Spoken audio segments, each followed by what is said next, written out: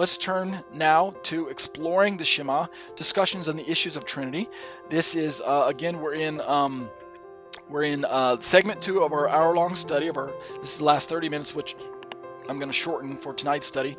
We are in paper 2, Yahweh and Yeshua, and we're in part 26 of this particular study. So let me read this paragraph here. This is Dr. Tuggy. He's quoting himself in his journal entry to Stanford Encyclopedia of Philosophy. He makes this quote from his own paper, a quote from within his own research.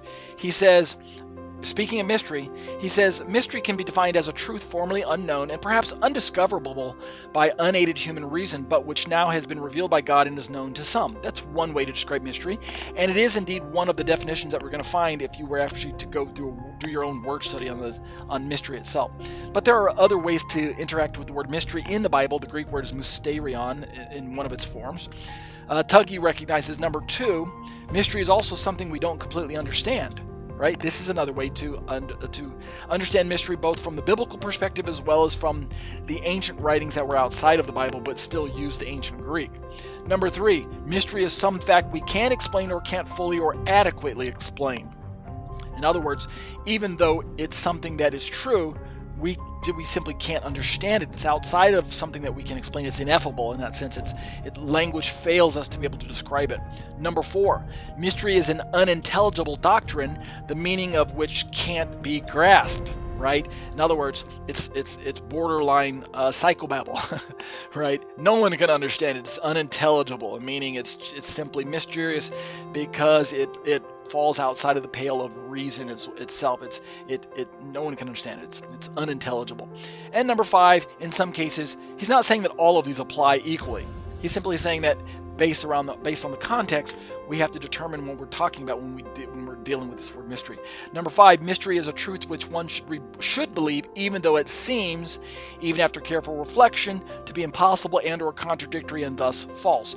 So again, he quotes himself there. What Tuggy is trying to just alert us to the fact is that mystery itself carries this transcendent concept. It's very sophisticated.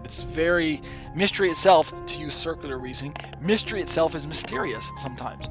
And owing to that case, because it carries many of those definitions, we shouldn't always simply say, well, mystery means one thing, without realizing that mystery can also mean some of these other definitions as well.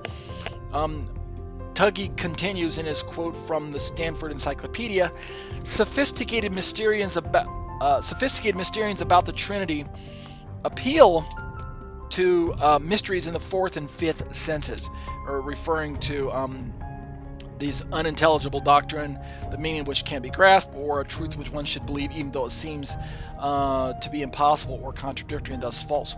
And what he means by that is Trinitarians would often say, well, even though it looks like it's false, even though it's a paradox, you just have to believe it because that's what the Bible says. In other words, it seems contradictory, but it really isn't contradictory, right? It seems contradictory. Remember our definition of makru earlier from Dr. Anderson, merely an apparent contradiction, meaning it's apparently contradictory, but it isn't really contradictory. It's only apparently contradictory to us because we either don't have enough information to explain it, or in our limited understanding, we still are yet lacking in some understanding. So that's what Tuggy's trying to recognize. Mysterians about the Trinity appeal to mysteries in the 4th and 5th senses. The common core of meaning between them is that, between the 4th and 5th that we just looked at, is that a mystery is a doctrine which is, to some degree, not understood in the sense explained above. In other words, it's not understood in these other senses. Tuggy continues, we here call those who call the Trinity a mystery in the 4th sense negative Mysterians, and those who call it a mystery in the 5th sense positive Mysterians. It is most common for the theologians to combine the two views, though usually one or the other is emphasized. So Tuggy is just trying to be careful to distinguish between what his own nomenclature, positive, negative Mysterians, he's not trying to say that it's good or bad.